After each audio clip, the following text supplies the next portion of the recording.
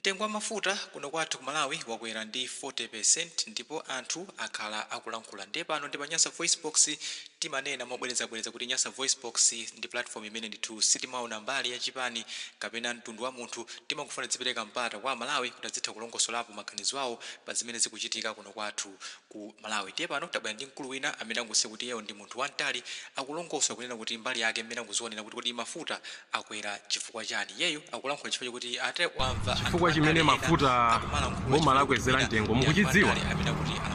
Tili pano kuti ndikufotokozereni chimene chapangisa kuti mafuta akwezere mtengo ngati imene zakhalira. Chadimangisa kuti ndipange zimene zinja kuti ndaona kuti anthu ambiri amene amaoneka ngati wozitsata zinthuzi sakufuna kufotokoza kuti kodi boma laganiza bwanji kuti lipange chonchi. Anzathu azandalawa achina UTM achina nankhumwa ndena amabungwe angolankhula zinthu kuti bola alankhula. Koma tsinde leni safuna kunena pamene udabwati kuti anthu akwenikweni utsogoleri wawo akuyendesa bwanji. Mamoti azitha kunena zona ku dziko kuti kodi zinthu izi zinazi zikumachitika facha safuna kunena. Ndiye munthu antala pano kuti akuuzeni mukapanda kumva izo ndi zanu.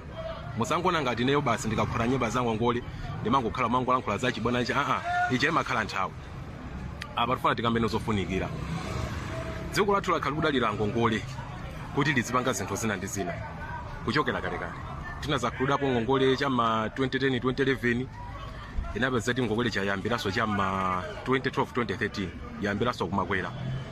Mene timafika 2020 ngongole chali pa 3 trillion. Mene timafika 2025 ili chama 20 chakuti trillion. Mene mabwera kwa anzathu a DPP wa ngongole chali chama 20 chakuti trillion. Ndiye kuti mabungwe ambiri akunja amene akhala kuti ngongoza ndalama komanso mayiko anaona kuti ngongole fati achuluka sangakwanisiso kuti atiwonjezereso ina pamene inayi sizikudziwika titi zabweza liti. Now awa DPP wa panzeru zawo anamba kuona kuti kodi chimene chingapangisa kuti bwina mwake tisakhale tikubwerekaso ndalama mochuluka kuonjezera pamene zili kale pa 20 chakutipa ndi chani. Ndiye muone kuti mmene amalowa mafuta tili mmakiwu. Koma panangotha mwina 3 weeks umatha mwezi yapeza kuti mafuta apa kubwera. Ena kunkhokwe ena pa filling station. Ena kunkhokwe mete mafika December ndiye kuti nkhokwe zathu zonse za mafuta Malawi munomo zazaza. Mafuta ano straight amapita no mapampu kapena mwina matanki a makampani amene amatigulitsa mafuta ngati achina petrol awa achina BP ndeta hotel. Uno January kupeza kuti mtengo uja aukweza. Ndiye mtengo aukweza fachani. Pamene anabalalika kuti kodi ndalama zomabwezera ngongole tizizipeza bwanji bwina kuso tikuthamangisa mafailo oti tipange zituko ndi zina zotero. Anaona kuti ndi bwino tikhale ndi mafuta wochuluka kaye choyambirira. Mafuta aja akachuluka tiakweze mtengo tsopano kuti sonkho mene tizitolera fati mafuta aja akwera mtengo. Ndalama zina tizibwezera ngongole ku mabanki amene tinabwereka ndalama dziko momuno. Kwina kuti umaona kuti kodi mabanki akunja amene amafuna forex tizibweza mota fa mabanki akuno kamafuna ndamathakwa chomwe pamene kunja amafuna forex.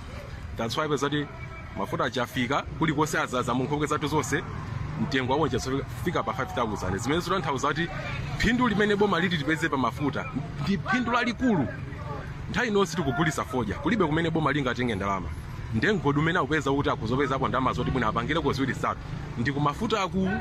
That's why akweza mafuta cholinga tithane nazo tokha ngongolezi pasapeze kuti akabwerekaso kwina kwake ndalama zoti tizibweza chani ngongole. Njonga kuti muna mwake chaka chino chanthu mukalima mafoja anuwa ndalama zake zioneke bwino osati sokhala kuti boma lifuna sobweza ngwe chifukwa chake mafuta awa zafika pamenepa. Ndiye ngati ena zafuta kuuza ni chilungamo munthu antali ndiye wakuza.